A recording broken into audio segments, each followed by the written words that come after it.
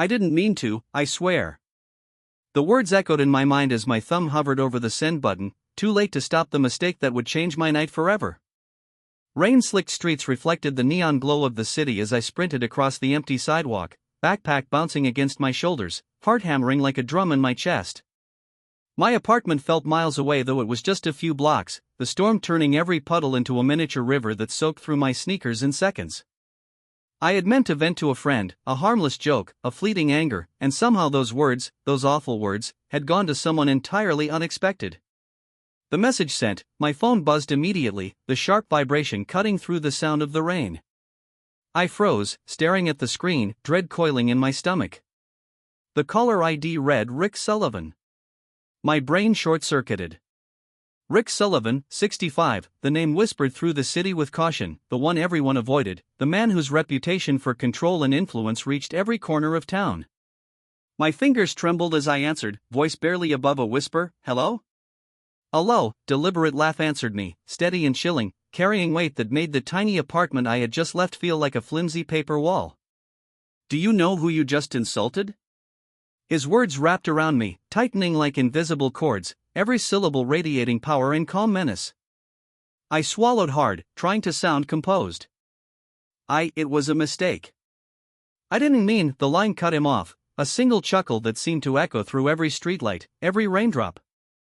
"A mistake," he repeated, drawing out the word in a way that made my chest ache with the sense that I was far, far from safe.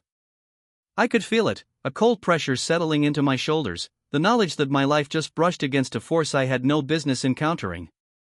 I ducked under the awning of a closed cafe, shaking, trying to catch my breath, the neon from the sign above flickering against my wet hair, casting jagged shadows across my face. Each flash made me jump, my own reflection staring back at me, eyes wide with fear I couldn't hide.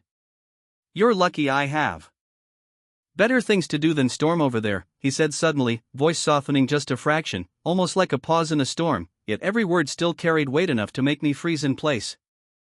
I pressed my back against the wall, sliding down until I was sitting on the cold concrete, the rain soaking through my jacket, adrenaline surging with every pulse. My mind raced, flipping through every possible scenario, wondering how quickly he could trace me, how carefully I'd need to maneuver if I wanted to survive this encounter with a man who could probably buy the city twice over without blinking. Yet beneath the fear, an absurd thought sparked, small and defiant, this was insane. I had accidentally ignited a conversation with one of the most dangerous people I had ever heard of, and now I was alone on a rainy street with nothing but my trembling hands and the echoes of his voice in my mind. Each flash of lightning outside seemed to illuminate the path forward, but the city offered no comfort, only reflections in puddles that looked like shattered glass. I tried to steady my breath, counting to 10, whispering to myself, you're okay, but the words felt hollow. My phone buzzed again, a single text, simple and chilling, "Meet me tonight at the old cafe on 5th. I froze, a mix of panic and curiosity twisting in my stomach. I had no choice now, the mistake had set the night in motion, and I had to follow through. Standing up, shaking, water dripping off my coat onto the wet pavement, I took a deep breath and started walking, every step echoing through the empty street, the storm seeming to quiet just enough to watch me, to wait, as though the city itself held its breath alongside me. The old cafe on 5th Avenue smelled of brewed coffee and damp wood, a comforting yet foreign combination in the midst of the storm outside. I pushed open the door, the bell above chiming softly, and was immediately aware of the quiet, the kind that made every footstep sound louder than it should. Rick Sullivan was already there, standing by the window, shoulders straight, his gaze fixed on the rain-slicked street beyond. The cafe was empty except for a few late-night cleaners and the hum of the refrigerator in the corner. Every detail of the room seemed sharper somehow, as if my senses had turned up to maximum, my heart still racing from the walk through puddles and the lingering fear of what was about to happen. I approached slowly, trying to make myself small, hands gripping the strap of my backpack like a lifeline. Rick did not turn immediately, his presence filling the space in a way that made it impossible to focus on anything else. When he finally looked at me, his eyes, the color of dark steel, scanned me completely, taking in the wet strands of my hair, the trembling of my fingers, the way my shoulders hunched in cautious anticipation. I swallowed hard, my throat dry, trying to summon the words that would not come. He raised a hand, gesturing me to sit across from him at a small table near the window. The chair scraped lightly against the wooden floor as I sat, the sound unnaturally loud in the stillness. Rick's expression did not change, his gaze unwavering, and yet there was something in it, a subtle hint beneath the stern exterior, that suggested he was measuring more than just my words. "You have no idea what you have just set in motion," he said, voice calm but intense, every syllable deliberate. I nodded, unable to find my own voice, the rain outside hammering against the glass in sharp bursts that mirrored the panic in my chest. He leaned back slightly, fingers steepled in front of him, eyes narrowing just enough to convey that he was thinking, analyzing, assessing. "I did not mean," I began, my voice cracking. He raised a finger, stopping me mid-sentence. "Do not explain. You will have the opportunity to understand soon enough. For now, just observe." The words, simple yet commanding, made my stomach tighten, and I realized fully that this was not a game or a misunderstanding that would be easily resolved. Rick's presence was authority incarnate, calm yet unyielding, like the steady pulse of the city itself. I glanced out the window at the rain, trying to collect my thoughts, but every splash against the pavement seemed to echo the tension between us. He motioned toward a cup of coffee on the table, steam rising in lazy spirals, the aroma mingling with the scent of the wet street that had followed me inside. I picked it up, the warmth seeping through my fingers, grounding me for a brief moment, giving me a chance to breathe. Rick spoke again, softer this time, almost conversational, yet every word carried the weight of someone used to command and control. "Mistakes have consequences, Elena," he said, and the sound of my name from his lips made the hair on my arms rise. I could feel the city pressing in from the darkened street outside, the storm still raging, and yet inside this quiet cafe, with one man studying me so intently, time seemed to stretch and contract, each second laden with meaning. I took a careful sip of coffee, trying to steady my trembling hands, and in that small ritual found a flicker of courage. Rick's eyes never left me, and in that silent communion, I realized that the night had only just begun, that this meeting, born of a mistake, was the start of something I could not yet comprehend, something that would pull me into a world I had no map for, a world of control, observation, and an unsettlingly precise kind of care that left me both frightened and inexplicably aware of every breath I took. Rick Sullivan stood quietly, the dim light from the street lamps outside casting long shadows across the cafe floor, the sound of rain still drumming on the roof above. I sat across from him, hands wrapped around the warm cup of coffee, every sip an attempt to calm the rapid beating of my heart. His eyes followed each movement, steady and unwavering, the weight behind them making the small space feel impossibly confined. I tried to focus on anything else, the polished wooden tables, the faint smell of baked pastries, but my mind kept snapping back to him, to the sense of control he radiated effortlessly. "Elena," he said finally, voice even, deliberate, yet carrying a force that demanded attention, "what you said was reckless, and yet, it has brought you here. Do you understand the gravity of that?" I nodded, words failing me, the cold rain outside making the cafe feel like the only shelter in the city. Every instinct screamed at me to get up, to run, yet every muscle froze in his presence, caught between fear and curiosity. Rick leaned forward slightly, elbows resting on the table, fingers laced, and in that simple posture, the entire room seemed to contract, the space between us charged with unspoken tension. "Do you often make decisions without considering the consequences?" he asked, not unkindly, but with the precision of someone used to influence outcomes simply by observing. I shook my head, trying to steady my voice. I did not mean it. I was careless, and I am sorry," I whispered. He studied me for a long moment, as though measuring the sincerity behind my words, the honesty of my pulse and the tremor in my hands. Then he leaned back, eyes still fixed on me, a subtle acknowledgement that my apology had been noted.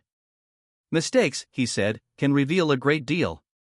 Not about the person making them, but about the situations they encounter and the choices that follow."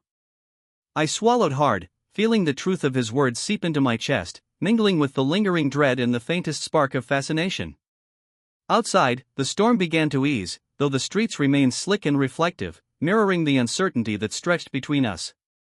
Rick stood, the motion deliberate, and gestured toward the door. "Come with me. There is somewhere you need to see," he said. I hesitated, glancing back at the empty cafe, the safety of the interior, and then back at him, whose presence was both intimidating and strangely grounding. I took a careful step forward, then another, following him into the night, feeling the wet pavement under my shoes, the chill in the air sharpening every sense. We walked through quiet streets, the city around us muted by the remnants of the storm, and I could not help but notice how every passerby seemed oblivious to the tension in the two figures moving silently through puddles and shadows. Rick spoke only occasionally, voice low and measured, offering no explanations, just observations, guiding me through the maze of streets with a certainty that made the path feel both foreboding and compelling. With each step, I became acutely aware of the contrast between the ordinary life I had just left behind and the carefully measured, controlled world Rick inhabited, a world where power was silent yet absolute, and one wrong move could shift everything. I realized then that this was more than a meeting born of a mistake, it was an initiation into a rhythm of awareness, vigilance, and subtle influence, and that every decision I made in the moments ahead would echo far beyond the wet streets and quiet cafés, marking the beginning of an encounter that would challenge my instincts, perceptions, and the very way I understood consequence and trust. The city lights blurred behind the rain-streaked windows as we walked, Rick Sullivan leading the way with a deliberate pace that made every step I took feel measured and observed. I kept my gaze low, watching the reflections of the street lamps ripple across puddles, each one distorted, fractured, like the thoughts racing through my mind. The cool air pressed against my wet coat, sharp and invigorating, making my lungs work harder, drawing in the storm-scented night. Rick's presence was a constant, quiet pressure beside me, steady and commanding, a rhythm that demanded attention without a word, a subtle insistence that I follow, notice, and adjust with him. We turned onto a narrower street, the buildings close enough that their dark windows formed silent witnesses, and the faint hum of a distant traffic light punctuated the calm tension around us. He paused briefly at a corner, glancing up at the street number, then motioned me forward with a hand that carried authority without aggression. "We are close," he said, voice low, even, but somehow carrying the weight of every block we had passed and every decision I had made to get here. My stomach tightened, a mix of apprehension and curiosity twisting through me as I followed his lead, each footstep syncing with the soft rhythm of his gait. The cafe behind us disappeared into a haze of rain and neon reflections, leaving only the path ahead, slick with water and anticipation. As we approached a small, inconspicuous building, I realized that every element of the night, the storm, the empty streets, the dim glow of distant windows, had aligned to bring me to this exact moment. Rick stopped in front of a heavy door, hand hovering near the handle but not touching, as if measuring the threshold between the ordinary world and whatever lay beyond. He turned slightly to regard me, the expression on his face unreadable yet intensely focused, conveying expectation, patience, and a subtle test of trust. I felt a pulse of uncertainty, the type that grips the stomach, making even the act of breathing feel deliberate. The hum of the city beyond seemed to fade, leaving only the patter of rain and the quiet sound of my own heartbeat as the measure of time. "Once we enter," Rick said, voice controlled, "the circumstances change. You will observe, not react, and you will learn more in the next few minutes than you might in days or weeks on your own." His words settled over me, not like a command, but like a framework for understanding a new reality, one where observation and awareness were paramount. I nodded slowly, the warmth of the coffee still lingering in my hands, a faint comfort against the tension that radiated from him. With a steadying breath, I placed my hand on the door, following his subtle guidance, and pushed forward, stepping into the unknown. The space inside was quiet, lit by a muted glow that highlighted polished surfaces and subtle textures, a controlled environment that reflected the careful precision of the man who had guided me here. Rick's eyes scanned the room as I followed him, the silence stretching, carrying with it the weight of unspoken rules, unspoken intentions, and the sense that I had entered a world that would test perception, patience, and instinct. Every sound, every movement, every breath seemed amplified in the stillness, and I became acutely aware of my own presence, the contrast between my ordinary life and the deliberate, measured control that Rick embodied. I realized then that each step, each observation, was a lesson, and that the night, born from a single careless mistake, had become a journey into understanding the balance between caution and trust, fear and fascination, observation and action. The room we entered was quiet, lit by a soft amber glow that softened the edges of the polished furniture and the carefully arranged decor. Rick Sullivan led me across the floor with a calm, measured stride, his presence commanding the space without a word, every step a subtle lesson in awareness. I followed, my senses alert to every sound, the gentle hum of an air vent, the faint creak of the wooden floor beneath my shoes, the distant sound of traffic muted by the thick walls. He stopped near a large window that looked out over the rain-slicked streets, the city lights reflecting in the glass like tiny, flickering stars scattered across the dark canvas outside. I leaned slightly forward, drawn to the view, my mind racing with questions and a nervous excitement I could not name. Rick did not speak immediately, allowing the quiet to stretch, making every breath I took seem deliberate and weighted. Finally, he said, observation is as important as action. You must learn to notice, to understand the subtle cues in every environment. His words settled over me, the calm authority in his tone making me realize that this was not about punishment or reprimand, but about teaching, guiding, and instilling awareness. I nodded, feeling the tension in my shoulders ease slightly, the warmth of the cafe and the soft glow of the lights around us providing a fragile sense of comfort amid the underlying intensity. He moved to a side table, gesturing toward a small assortment of objects neatly arranged, each item seemingly mundane but placed with purpose. Every detail matters, he said, lifting a small pen and holding it between his fingers. The way it is positioned, the way light falls across it, the shadow it casts, all of it tells a story if you are paying attention. I watched, fascinated, noting how even the smallest elements carried significance in his eyes, a precision and attentiveness that felt foreign and exhilarating. The storm outside continued its rhythm, the rain tapping softly against the windows, a steady backdrop to the quiet instruction unfolding before me. Rick's gaze shifted back to me, piercing yet steady, and I felt a shiver of anticipation, the sense that every moment in his presence was both a test and an opportunity. I took a careful step closer to the side table, trying to mirror his calm, noting the subtle differences in how light caught the surfaces, how shadows shifted imperceptibly with every movement. Notice what others overlook, he said, voice low but clear, and you will understand more than you ever thought possible. I focused, letting the world narrow to the objects, the reflections, the play of light and shadow, feeling my senses sharpen in response to his guidance. The city beyond the window faded, the storm outside becoming a distant echo as I became absorbed in the lesson, the quiet intensity of the room teaching me patience, observation, and the subtle power of awareness. Every moment, every detail, every breath was now a thread in the intricate fabric of this encounter, and I understood, with a mix of awe and apprehension, that the night was far from over, and the lessons it contained would continue to shape the way I moved through this strange, controlled world Rick Sullivan inhabited. The glow from the amber lights painted long, soft shadows across the polished floor as I followed Rick Sullivan through the quiet hallway, each step echoing softly and drawing my attention to the subtle details of the space around us. The faint scent of polished wood and aged leather mingled with the lingering freshness of rain from outside, creating an oddly grounding atmosphere despite the tension that wrapped around me like a second skin.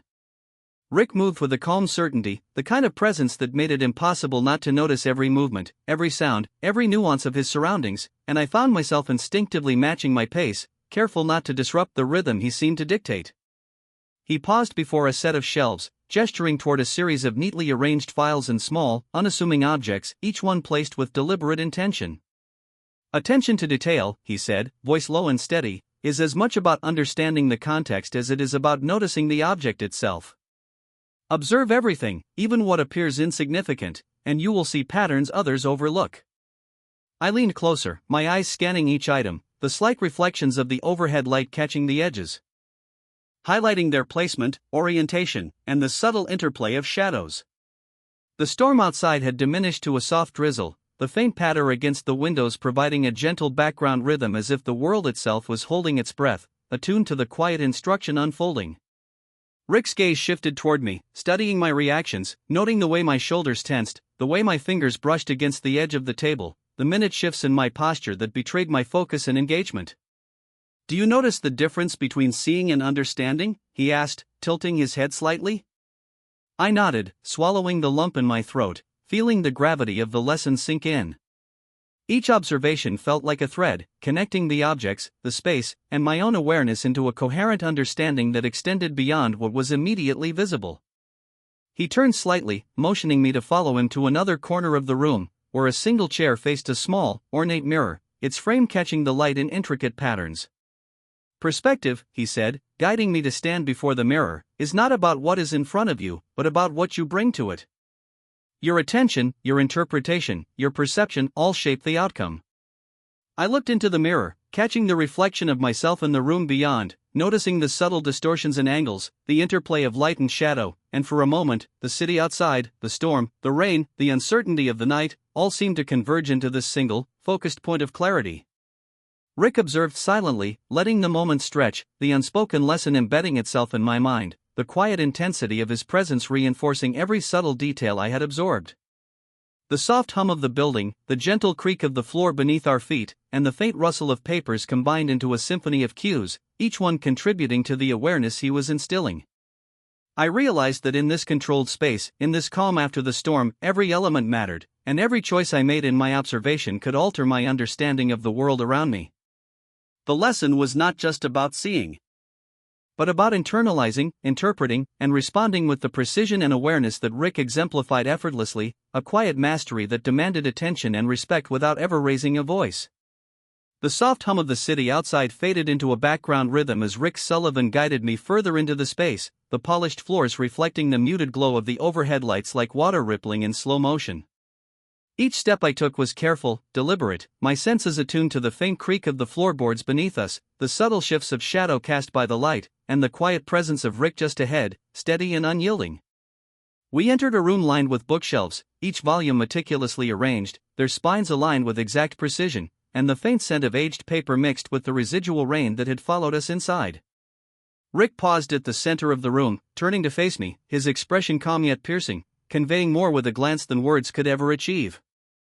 "Understanding comes not from what is said, but from what is observed," he said, voice measured, deliberate, and carrying a weight that made every corner of the room feel charged with intention. I nodded, my fingers brushing against the polished wood of a nearby table, feeling the warmth and solidity grounding me amid the uncertainty that hung like a delicate fog. He gestured toward the shelves, encouraging me to notice the details, the slight tilt of a book, the faint indentation of a fingerprint on a cover, the way the light highlighted the texture of the pages. Each observation was a lesson in precision, awareness, and the power of subtlety, a demonstration of the meticulous control Rick exercised over his environment and, by extension, over situations he deemed significant. The storm outside had eased to a steady drizzle, the rhythmic tapping against the windows providing a gentle cadence that contrasted with the intensity of the moment inside. I felt a strange mixture of tension and focus, my attention drawn entirely to the nuances he highlighted, the silent messages embedded in the objects and the space around me. Rick's gaze never wavered, watching not just my movements but the way I processed the environment, the flicker of recognition in my eyes, the subtle shifts in my posture as I absorbed each lesson. "Awareness," he continued, "is the difference between reacting blindly and moving with intention. Notice the small, and the large will make sense."